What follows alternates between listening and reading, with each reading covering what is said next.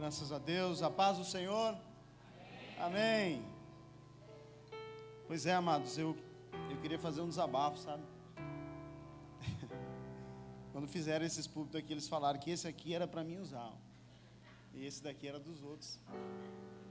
Mas tá bom, né? Queridos, vamos, se você puder abrir a sua Bíblia comigo, Lucas, capítulo 15, um texto muito conhecido. Confesso aos irmãos que eu tinha preparado outra mensagem, e daí foi ontem, não, antes de ontem, eu estava com a mensagem no meu coração já pronta, e eu orei ao Espírito Santo, falei: Espírito Santo, é isso mesmo que o Senhor quer falar? Ele falou: não é isso não. Aí eu tive que voltar e meditar no que Ele quer falar. E quando Ele quer direcionar, irmãos, Ele nos mostra o caminho, mas a gente não sabe o que vai acontecer. Então, sinceramente, eu não sei aonde nós vamos chegar, mas eu sei que vai dar tudo certo. Amém? Lucas capítulo 15, versículo de número 11 em diante, diz assim: E disse Jesus, certo homem tinha 2 filhos, e o mais moço deles disse ao pai: Dá-me a parte da fazenda que me pertence. E ele repartiu por eles a fazenda. E poucos dias depois, o filho mais novo, ajuntando tudo, partiu para uma terra longínqua, e ali desperdiçou a sua fazenda, vivendo dissolutamente. E havendo ele gastado tudo, grave bem isso aqui, havendo ele gastado tudo, houve naquela terra uma grande fome, e começou a padecer necessidades. E chegou-se a um dos cidadãos daquela terra, o qual mandou para os seus campos apacentar os porcos, e desejava encher seu estômago com as bolotas que os porcos comiam, e ninguém lhe dava nada. E caindo em si, disse: Quantos trabalhadores, ou algumas versões aí diz jornaleiros, de meu pai têm abundância de pão, e eu aqui pereço de fome. Levantar-me-ei e irei ter com meu pai, e dir-lhe-ei: Pai, pequei contra o céu e perante ti, eu já não sou digno de ser chamado teu filho, faze como um dos teus jornaleiros. Agora vai lá para o finalzinho, versículo 26, depois nós vamos discorrer o texto todo. E chamando um dos servos, perguntou-lhe o que era aquilo, e ele lhe disse: Veio o teu irmão, e teu pai matou o bezerro cevado, porque recebeu são e salvo. Mas ele se indignou, o filho mais velho, ele se indignou e não queria entrar. E saindo o pai, instava, ou conversava, ou tentava convencê-lo. Mas respondeu ele ao seu pai e disse: Eis que te sirvo há tantos anos, sem nunca transgredir o teu mandamento, e nunca me deste um cabrito para alegrar-me com os meus amigos. Vindo, porém, grave bem isso aqui também, irmãos, vindo, porém, este teu filho, olha o que ele falou para o pai: vindo este teu filho, que desperdiçou a tua fazenda com as meretrizes, mataste-lhe o bezerro cevado. E ele lhe disse: Filho, tu sempre estás comigo, e todas as minhas coisas são tuas, mas era justo nos alegrarmos e folgarmos, porque este teu irmão estava morto e reviveu, e tinha se perdido e achou-se. Amém? Se você puder manter a sua Bíblia aberta, aí é muito bom. O contexto dessa palavra, irmãos, se nós formos ver lá no comecinho de Lucas 15, ele é conhecido como o capítulo das coisas perdidas. Eu prefiro vê-lo como o capítulo das coisas encontradas. Mas por que se foi discorrido essas 3 histórias? Jesus contou a história da ovelha perdida, a dracma perdida, e contou a história do filho pródigo. Por quê? No contexto disso, os escribas e os fariseus estavam murmurando contra Jesus, pelo fato de Jesus se assentar a comer com publicanos, pecadores e todo tipo de gente. Então eles iam ver Jesus, mas o coração deles estava murmurando contra o Senhor. No comecinho do capítulo 15 fala sobre isso. E Jesus discorre essas 3 parábolas. A parábola da ovelha perdida, ele diz assim: qual homem que tem 100 ovelhas e uma se desgarrando, ele não vai atrás, busca a sua ovelha. Quando ele a encontra, carrega nos seus ombros e volta para casa cheio de alegria, chama os seus amigos e dá uma grande festa. E depois ele conta a história da dracma perdida. A mulher perdeu uma dracma dentro de casa. Ela acende uma lâmpada, começa a fazer uma faxina dentro de casa. E num determinado momento ela encontra aquela dracma, a mesma situação. Ela se alegra muito, chama as amigas dela e realiza uma festa naquele lugar. Só que quando o pai vai fazer, ele vai contar a história, Jesus vai contar a história de um pai que tinha 2 filhos, o desfecho da história não é o mesmo. E se você for ler com atenção ali, nós lemos até o último versículo de propósito, você vai ver que essa história não terminou. Encerra no último versículo ali, no versículo de número 32, o pai tentando convencer o filho a entrar para dentro de casa e participar daquela festa. Essa história ela não terminou. Em nenhum outro lugar da Bíblia está escrito qual foi a decisão daquele filho. A Bíblia é cheia disso, irmãos. O livro de Atos, ele termina dessa forma. Você está lendo lá todo animado, quando chega em Atos 28, ele encerra contando que Paulo alugou uma casa e ficou por ali. Ele não termina o livro de Atos. Por que isso? Porque a história continua. A história ela é cíclica, em alguns momentos ela vai continuar. O livro de Atos é conhecido como Atos dos Apóstolos, mas também nós o conhecemos como Atos do Espírito Santo. Por quê? Porque os atos do Espírito Santo eles não acabaram, eles continuam em ação todos os dias. A história não terminou. E a história desses 2 filhos, irmãos, aqui que nós lemos, ela não terminou. Ali ela encerra com o pai, tentando convencer aquele filho a entrar para dentro de casa e se alegrar, porque o irmão dele tinha voltado para casa. Essa mensagem ela é sempre usada de uma forma muito evangelística, só que nessa noite eu quero te levar a vê-la de outra forma. O porquê que houve uma festa e encerrou-se a história com uma ovelha que foi encontrada.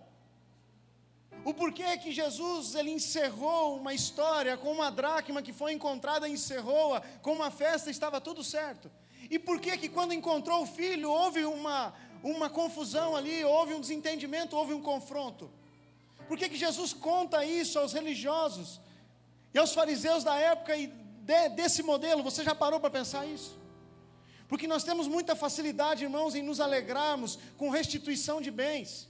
Olhe aquela ovelha simplesmente como um animal, agora não olhe como uma pessoa que foi encontrada, olhe ela como um animal. Olhe aquela dracma não como uma preciosidade ou como um talento que alguém perdeu e foi encontrado novamente, não olhe dessa forma nesse momento. Eu te convido a olhar simplesmente como um bem material. Nós temos muitas mais facilidades a nos alegrar com os bens materiais restituídos do que com uma pessoa num processo de restituição. Nós temos muito mais facilidade em acreditar numa restituição de um bem material, de uma casa, de um trabalho, até mesmo de animais, às vezes de uma tropa que seja, do que acreditar na restituição de uma pessoa. E Jesus estava confrontando eles com essas histórias. Jesus não contou essas 3 parábolas por acaso. E Jesus não encerrou o capítulo 15 dessa forma por um acaso. Aqui nós vemos a história de um filho que tinha uma identidade de um homem de relacionamento. Nós vemos aqui a história de um filho que teve a coragem de chegar no seu pai. O filho mais novo de chegar no seu pai e dizer: pai, eu vou querer a minha parte na fazenda e eu vou embora.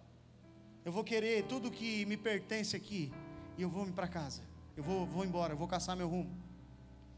Por muito tempo nós focamos só nesse rapaz. Nós focamos sempre na história dele como alguém que se desviou dos caminhos do Senhor. Mas nós precisamos ver que há nele algumas virtudes. Quais?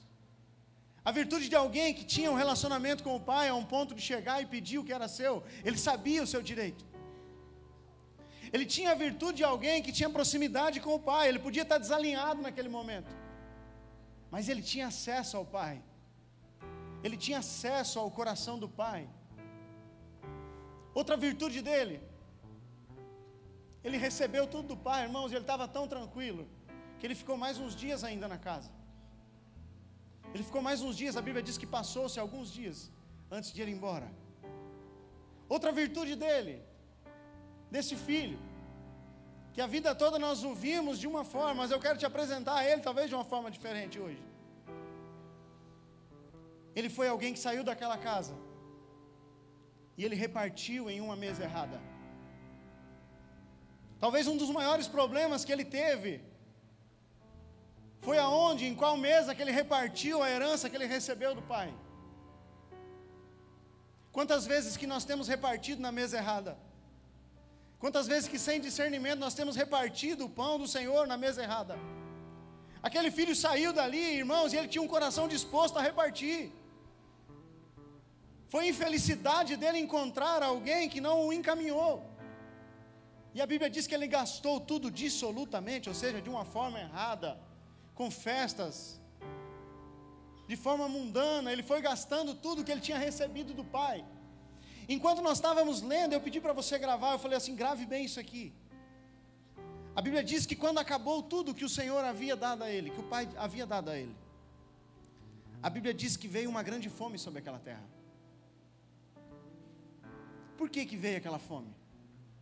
Por que que num determinado momento em que cessou o que ele tinha trazido da casa do pai, aconteceu a fome? E não aconteceu antes? Porque enquanto havia vestígios do pai nele, enquanto havia porções que o pai havia dado a ele, ele não conseguia ver crise. Enquanto havia nele impressa a identidade do pai, de uma tal forma que ele tinha o que fazer e o que gastar, não tinha crise em lugar nenhum, irmãos. Então por isso que muitas vezes nós nos afastamos do Senhor. E os primeiros dias, irmãos, está tudo bem. A pessoa diz, não, mas esse negócio de igreja, esse negócio de estar junto, esse negócio eu estou fora. Eu ouvi uma mensagem aí que eu posso ser um cara que congrega em casa. Está tudo bem. E os primeiros dias até é confortável. Por quê? Porque ela está carregando ainda vestígios do pai nela, a identidade do pai, o toque do pai nela. E isso não some de uma hora para outra. A Bíblia diz que aquele filho, quando acabou tudo que o pai havia dado a ele, houve uma grande fome naquela terra, aonde ele estava. A um tal ponto que ele se agregou-se para tratar porcos no campo. Virou um pastor de porcos. E a Bíblia diz que ele, tratando os porcos ali, ele sentiu vontade de comer a comida deles. E aí a palavra diz assim, ninguém dava nada para ele, ou seja, além de tudo isso, ninguém dava nada para ele. Mas a palavra diz que num determinado momento, ele caiu em si. Ele falou assim, na casa do meu pai, os empregados dele, grave bem essa palavra que daqui um pouco ela vai começar a fazer mais sentido.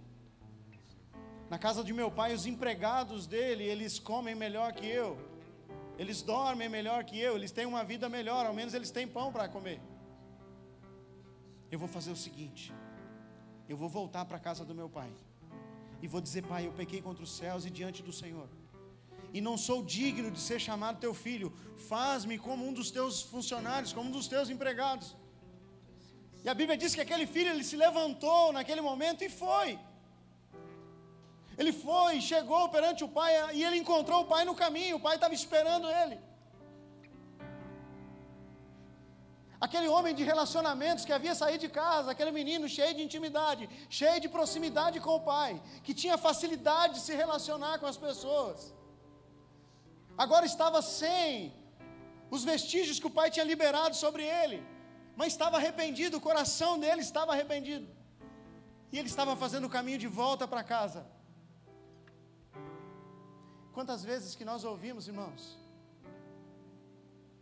quantas vezes que nós ouvimos falar que o Espírito Santo não estava com aquele jovem? Quantas vezes nós ouvimos as pessoas dizer, mas se ele tivesse morrido, ele tinha ido para o inferno naquela condição. Eu quero te perguntar, quem convence o homem do pecado, da justiça e do juízo? Quem convence? Me ajude. Quem convence? Espírito Santo. Quem convenceu o filho pródigo que ele estava errado? Ele estava com ele o tempo todo ou não estava? Ele está conosco todos os dias ou não está? Qual que é a promessa que Jesus liberou? eu vou ir até o Pai, eu vou rogar a Ele, Ele enviará o outro Consolador, o Paracletos, para que esteja convosco todos os dias.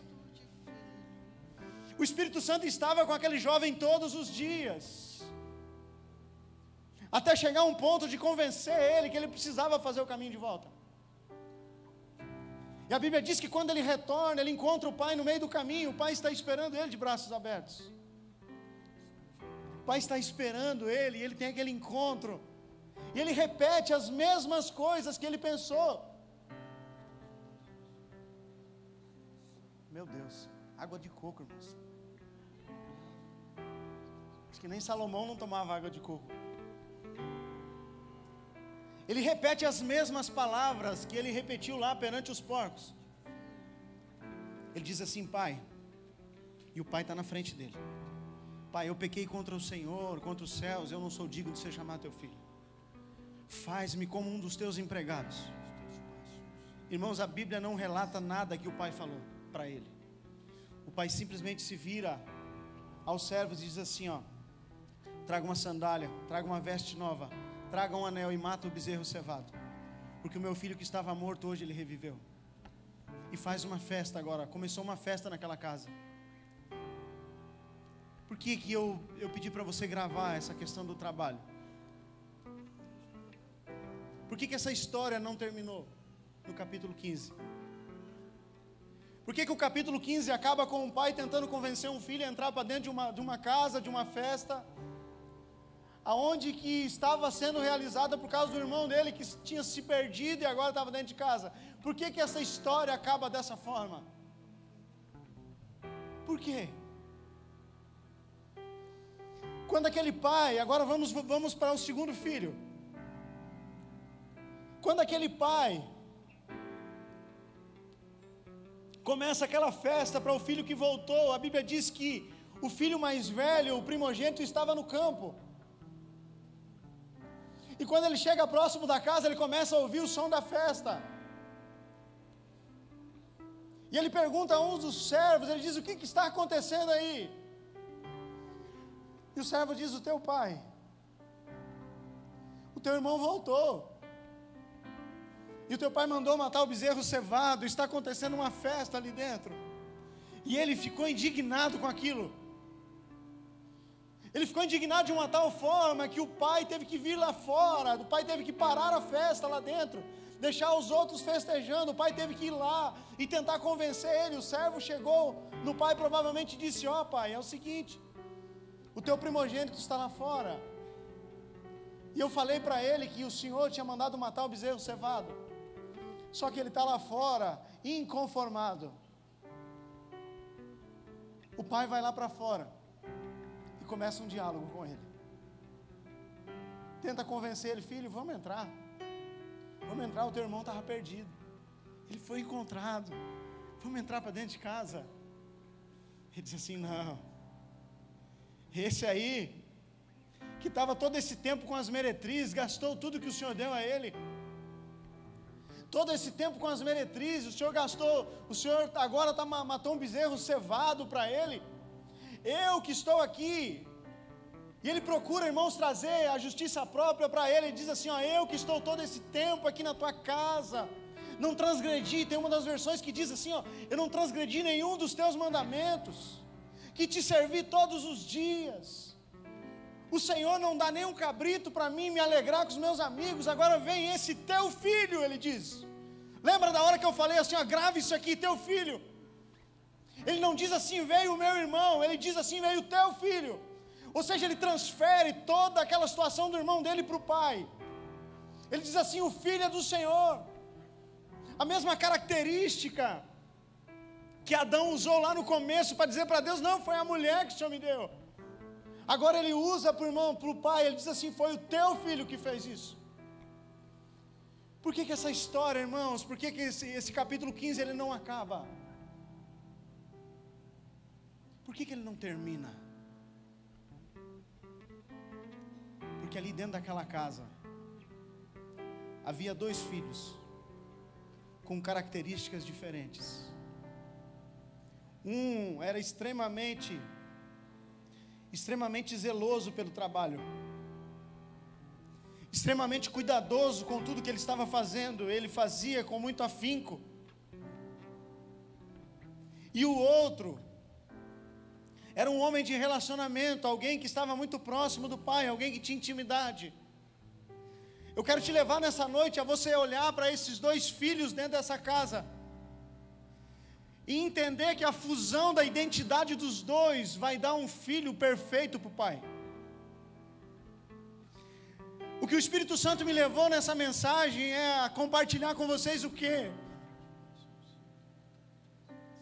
As identidades diferentes sendo fundidas em unidade, elas começam a gerar filhos perfeitos para o pai. Se aquele irmão mais velho tivesse compartilhado esse nível de comprometimento com o irmão mais novo dele, que era compromisso dele, porque ele era o primogênito. Se ele tivesse compartilhado esse zelo pelo trabalho com o cuidado de cumprir os mandamentos do pai, se ele tivesse ajudado a instruir o irmão dele, e o irmão dele, com toda essa intimidade, essa proximidade, tivesse liberado isso sobre o irmão dele, aquele pai teria dado uma festa por qualquer outro motivo, menos por um filho que se desviou e voltou para casa todo arrebentado. O que eu quero te falar com isso? Há uns 5 anos atrás, o que a gente mais ouvia na igreja, a mensagem mais pregada talvez que tinha, poderia ter assuntos diversos, mas talvez o cerne de mensagem que era mais utilizado há 5, 6 anos atrás, era falar sobre pessoas com problema de paternidade. A gente andava e as pessoas diziam assim: há muita gente com problema de paternidade, muita gente. Só que eu entendo, irmãos, que essa roda ela virou, esse tempo ele virou. O que eu mais estou ouvindo nos últimos tempos, sabe o que é agora? É muita gente curado de paternidade. É muita gente que teve entendimento de quem é o pai. É muita gente que teve entendimento que ele pode se assentar no colo do pai e chamar ele de papaizinho, chamar ele de Abba Pai. Tem muita gente sarado disso. Talvez o nosso desafio agora, talvez o maior desafio nosso agora não é mais ser curado de paternidade, porque nós estamos curados disso. E se alguns que não estão, eles estão caminhando com a gente, eu creio, Deus está te curando desse problema. Deus está te libertando disso, Deus está trazendo à luz os pontos aonde você vai tocar, e Ele vai tocar em você. Mas eu entendo que o nosso desafio agora, após entender a paternidade de Deus, é entender que nós temos responsabilidade com os nossos irmãos, é entender a responsabilidade de família, é entender que se eu sou de extremo zeloso ao trabalho, eu não posso fazer disso a minha religião. E se eu sou de extremo zeloso ao relacionamento, eu não posso fazer disso a minha religião. O que significa isso tudo? Deus está nos chamando para a unidade. Aqui nós vemos 2 filhos. Um era um homem de serviço e o outro era um homem de relacionamento. Porque ele saiu, irmão, foi para uma terra longe, e ele logo arrumou um monte de gente e gastou muita grana, irmãos. Para você gastar tudo que ele ganhou, tem que ter muito amigo, tem que ter muita gente. Então ali nós vemos a manifestação de 2 identidades. E quando o filho pródigo volta para casa, para você ver como que os filhos mais velhos da casa, eles refletem na identidade dos filhos mais novos. O que o filho pródigo pede para o pai, para ele fazer? Ele pede o quê? O que ele pede para ser? Um servo. O filho mais velho falou para o pai que ele era a vida toda. Um servo. Por quê? Porque querendo ou não, ele se espelhava no irmão dele. A visão de perfeição de servir ao pai que ele tinha era do irmão dele, porque o irmão dele ficou. Ele não queria ser como um dos servos, irmãos, ele queria ser como o irmão dele. O que eu quero te dizer com isso? Tem pessoas que estão olhando para você e estão esperando uma resposta. Você vai ser resposta de Deus para alguém. Você está sendo resposta de Deus para muitas pessoas nessa cidade. Aleluia.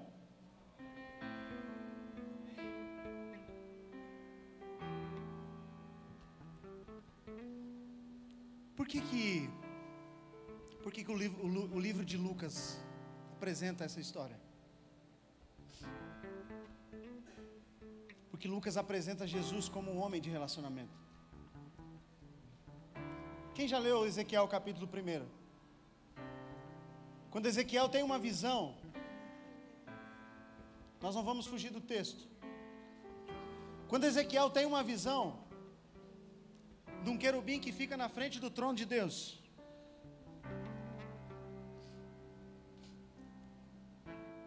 a Bíblia diz que começa tudo com um vento tempestuoso, línguas de fogo, fumaça, aquele movimento. E a visão de Ezequiel é aberta e ele começa a ver um ser vivente que tem na frente do trono de Deus. E esse ser, ele tem 4 rostos que prevalecem sempre para frente. E todos eles têm os rostos que os outros também têm. É loucura isso, né? É um ser vivente com 4 rostos. E os rostos da frente, eles prevalecem uma identidade. E os outros rostos, eles prevalecem a identidade dos outros 3 que estão ali. E Ezequiel diz assim, e um deles tinha o rosto como de uma face, como de um leão. O outro tinha um rosto como de um boi, de um novilho. E o outro tinha um rosto como um rosto de um homem. E o outro tinha um rosto como o rosto de uma águia. E Ezequiel discorre a visão dele, ele diz assim, as asas deles tocavam uma nas outras. Eles tinham 2 asas superiores e tocavam uma nas outras, tinha as 2 inferiores que cobriam o corpo deles. Ezequiel olhou e ele falou assim, e no lado deles tinha uma roda em cada um. E ele diz assim, e o Espírito do Deus vivo estava naquela roda, estava embaixo ali. Agora vamos voltar lá na mensagem de novo, grave bem, preste bem atenção. O pai tinha um filho de relacionamento, que traz a figura do homem. Lucas apresenta Jesus como a figura de um homem de relacionamento. Em Lucas você vai ver Jesus comendo com publicanos, pecadores, conversando com todo tipo de gente, se relacionando o tempo todo. Se você ler o livro de Lucas, olhando com essa visão, você vai ver Jesus se relacionando com muitas pessoas. Jesus manifestando a identidade do homem ali. Se você ler Mateus, você vai ver logo de início, ele apresenta a genealogia, a partir de Abraão, mas dando ênfase em Davi, para mostrar que Jesus, ele é o rei esperado, da tribo de Judá. E no livro de Mateus, você vai ver Jesus sendo coroado rei, sendo conclamado rei. Ou seja, manifestando a figura de um leão, de governo, homem de governo. Você vai ver a autoridade de Jesus em Mateus sendo reconhecida. Em Marcos você vai ver Jesus sendo apresentado como novilho, como boi, porque em Marcos, no capítulo 1, Jesus começa a trabalhar, e parece que ele não dorme, o livro todo, o tempo todo, Jesus trabalhando, não apresenta genealogia, não apresenta nada. Jesus começa a curar desde o capítulo 1 e vai até o fim. Marcos apresenta Jesus como novilho, como boi, como servo trabalhador. João apresenta Jesus como a águia, aquele que vem do alto. João era o mais espiritual de todos, o mais próximo, aquele que reclinava sua cabeça no peito do Senhor e ouvia primeiro tudo que o Senhor estava falando. É aquele que era mais sensível, aquele que contemplou tudo o que aconteceu na cruz. Então, em João, Jesus é apresentado como aquele que vem do alto, como Filho de Deus, como todo aquele movimento do Espírito Santo. Então naquela casa, irmãos, tinha duas identidades que prevaleciam ali. O filho mais velho prevalecia a identidade do boi, do trabalhador. O filho mais novo era um homem de relacionamentos. Mas quando você começa a olhar para a palavra e procurar isso, você vai começar a identificar as manifestações dessas identidades em vários lugares. Deus, Ele esconde muitas coisas para nós escavarmos. Você vai ver que quando o filho vem do campo, tem um servo que vai e encontra ele, e fala assim: vamos entrar para dentro de casa? Ele diz: não vou entrar, meu pai está pisando na bola, esse meu irmão aí é um desviado. Aquele servo não fala nada, ele só vai e conta para o pai. Ali se manifestou a identidade da águia, se manifestou o homem espiritual ele escuta e vai contar para o pai. O homem espiritual, muitas vezes ele sabe que ele não tem palavras para resolver as coisas, então ele escuta tudo, irmãos, e vai falar para o pai. E o pai, ele, ali naquela passagem, ele está manifestando o governo de Deus, está manifestando a autoridade, o governo. Deus, Ele é rei, Ele governa sobre todas as coisas. Então nós vemos as 4 identidades manifestas ali. Mas o que eu quero falar com tudo isso? Talvez está dando um pequeno nó na sua cabeça, mas daqui um pouco vai começar a fazer sentido.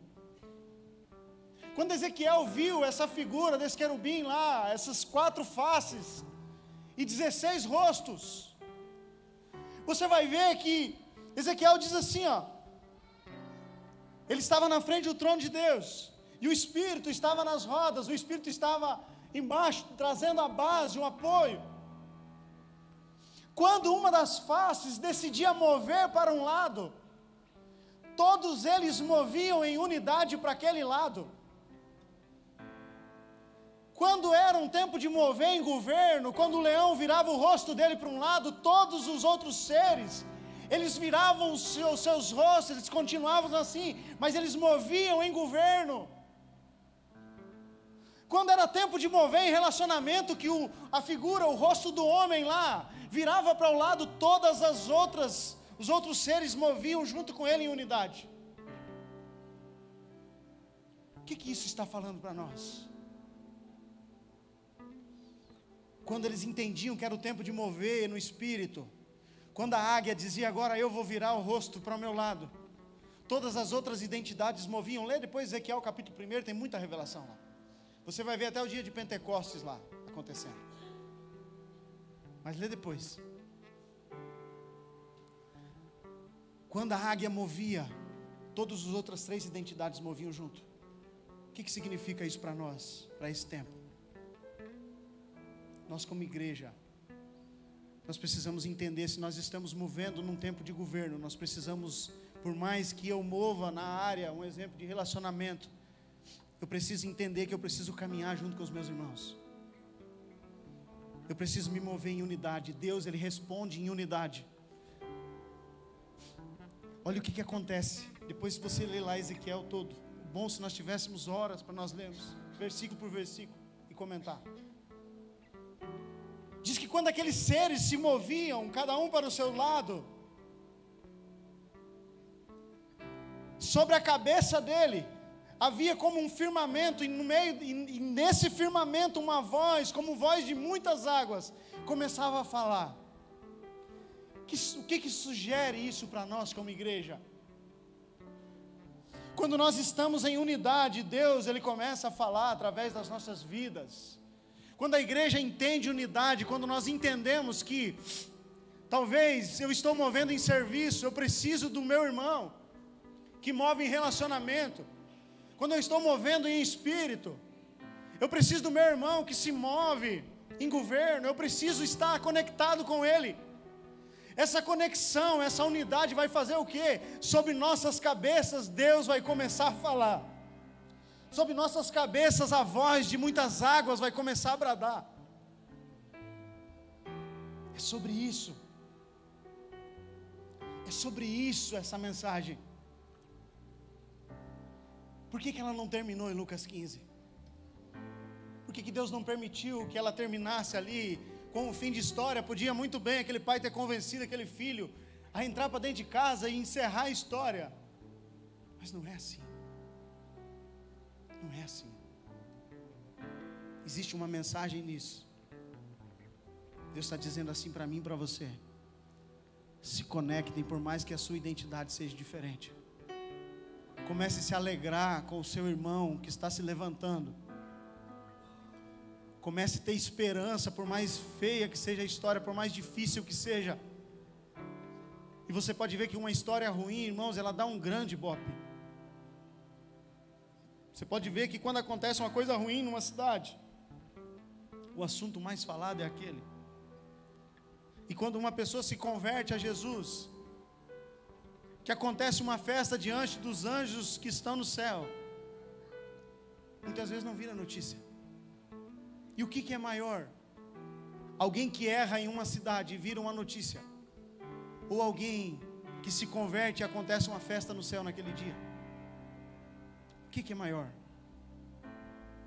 O quanto que a nossa mente ela está voltada, nossa mente está voltada para outras coisas que o Senhor não está valorizando. E Deus está dizendo assim: comece a valorizar aquilo que eu valorizo. Comece a se relacionar com seu irmão, por mais que seja uma identidade diferente. Porque se nós não fazermos isso, ele não vai falar. É na unidade, quando aqueles seres viventes, eles se moviam na mesma identidade. Quando um deles virava o seu rosto e movia, a Bíblia diz que uma voz de muitas águas falava sobre a cabeça deles. E essa voz de muitas águas é a voz do Pai. E o que mais nós precisamos ouvir é essa voz de muitas águas. Quem aqui já foi no Itiariti ali, naquela cachoeira? Tem alguém aqui? Quando você chega perto dela, você não consegue ouvir mais nada, né? É isso? Essa voz de muitas águas é isso. Lá desce muitas águas assim, ó. Quando nós em unidade nos aproximamos do Pai, Ele cessa todas as outras vozes que estão falando, e nós começamos a ouvir só a voz dEle. A voz da depressão, ela é silenciada. A voz da ansiedade, ela é silenciada. A voz da dor, ela é silenciada. A voz do não vai dar certo, ela é silenciada. Entenda, irmãos? A minha Bíblia diz que no final vai dar tudo certo. Essa história aqui, ela pode não ter tido um fim ali. Deus pode ter deixado isso para nós pregar aqui nesse dia.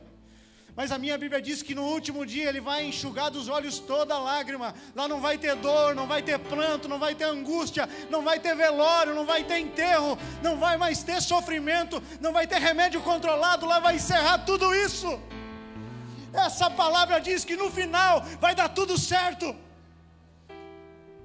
E a voz que brada isso em todo o universo é a voz de muitas águas.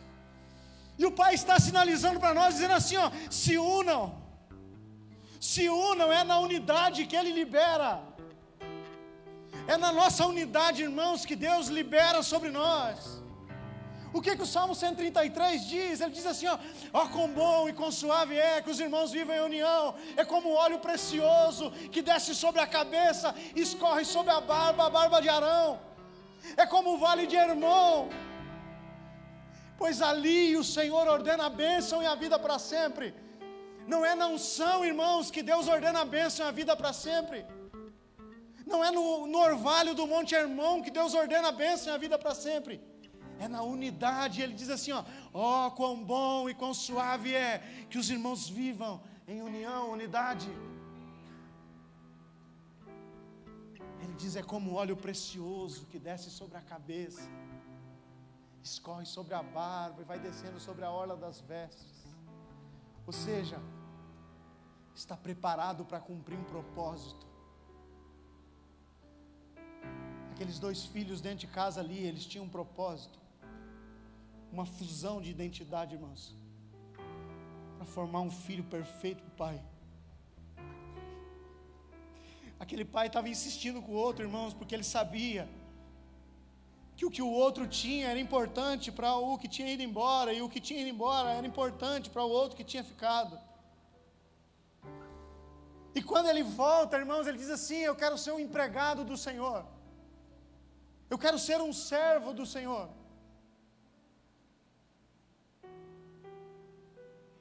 O que o pai mata, irmãos? Para fazer uma festa, o que ele mata? Novilho. O que o novilho representa? Serviço. Deus, Ele quer teu serviço ou Ele quer você?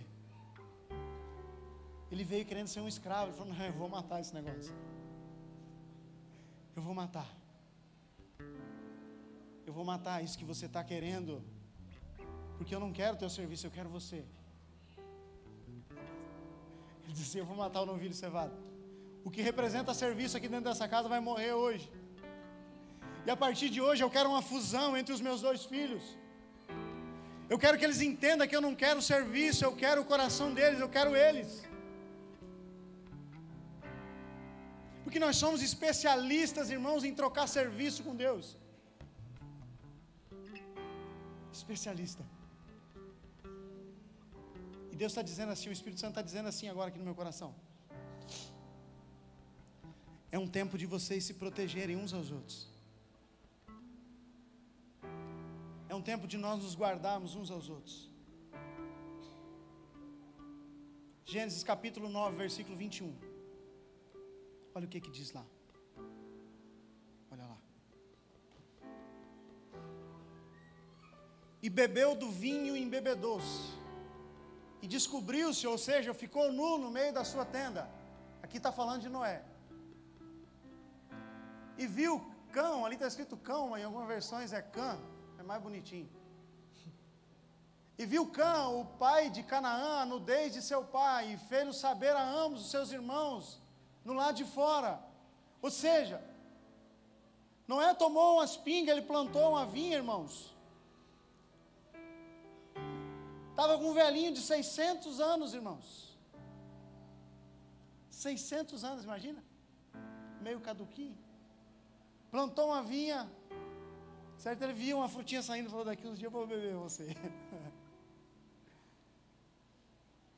Plantou uma vinha. Primeira colheita ele fez vinho, tomou. Entrou para dentro da tenda, arrancou a roupa e ficou bêbado. Ficou meio alucinadão, certo? Arrancou a roupa lá dentro. Estava fazendo uma rave, só ele lá dentro. A Bíblia diz que o filho mais novo dele, grave bem isso aqui de novo. O filho mais novo.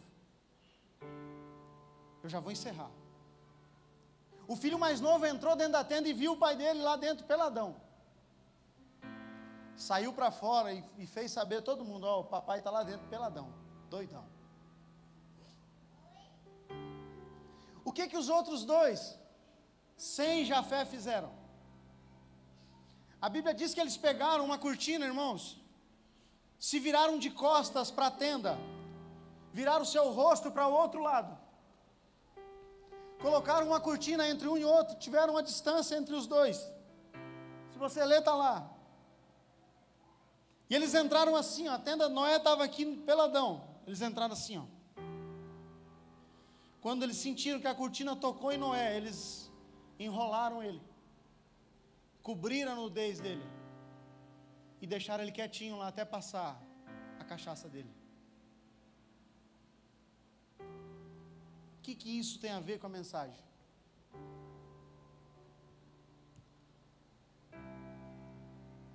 Deus está dizendo assim, chegou o tempo de vocês começarem a guardar os irmãos de vocês. Talvez eles vão cometer algum erro, eu não estou falando aqui de encobrir pecados, irmãos. Eu estou falando de cuidado. Talvez o seu irmão ele vai errar do seu lado, alguém vai errar do seu lado, e você vai ter que pegar uma capa. Que a situação está tão feia, você vai ter que ir de costas, esconder ele.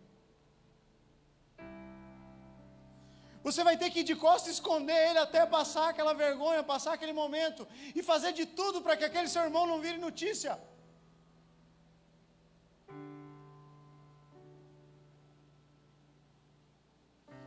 Porque nós, quanto mais nos relacionamos, mais. O Yuri, irmãos, ele tem, se ele for anotar num caderno, ele tem coisa suficiente para arrebentar comigo. Porque ele está comigo todos os dias, ele sabe todos os meus defeitos.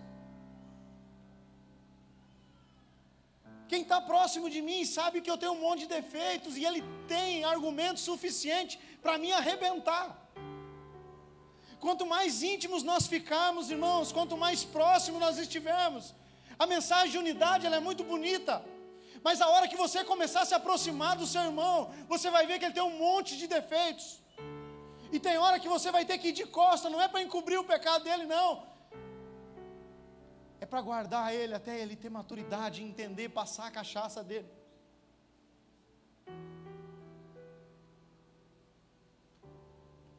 Deus está dizendo assim: está chegando o tempo em que nós vamos ter que guardar uns aos outros. Nós vamos nos aproximar e vai começar a aparecer muita coisa esquisita. Nós não vamos sair para fora da tenda gritando assim: ó, tá pelado, fez isso, fez aquilo.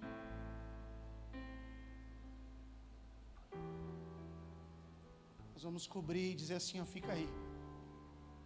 Esse tempo ruim vai passar. Essa cachaça do Senhor aqui vai passar. Amanhã o que vai restar é uma dor de cabeça e muita vergonha. Nós estamos aqui para te guardar.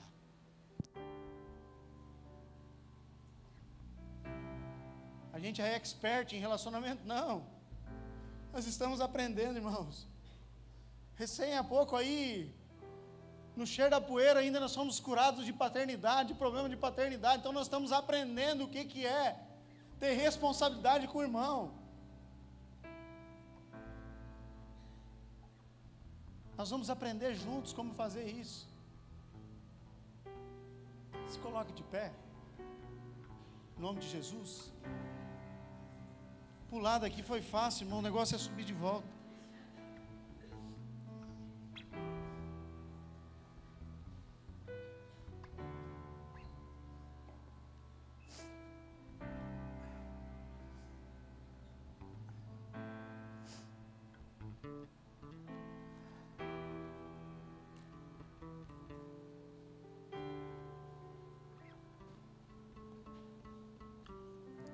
Vamos adorar o Senhor? Vocês estão muito sérios.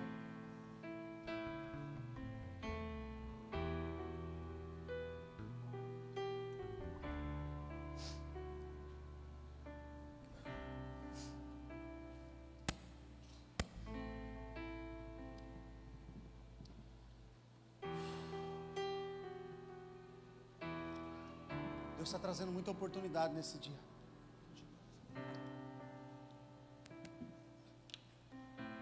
Deus está trazendo oportunidades aqui nessa noite.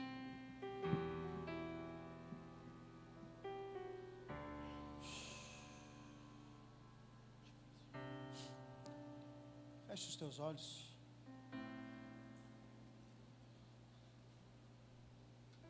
Não sei qual que é a condição que você está, se você está na condição daquele filho que ficou em casa, que você está se achando muito bom. Talvez a sua justiça ela esteja excedendo até mesmo a justiça do pai. Você tem se sentido na autoridade de confrontar o próprio pai. Assim, não, pai, está errado, eu mereço isso. Eu mereço. Eu fiz, eu servi, eu faço tudo certo, eu sou um bom filho. Ou talvez você esteja na condição daquele que precisa de misericórdia. Fala assim: não, eu preciso voltar a ser um servo, um escravo. Tem alguém aqui nessa noite que quer voltar para os caminhos do Senhor? Tem alguém aqui que ouviu essa mensagem e sente uma necessidade de voltar para próximo do Pai?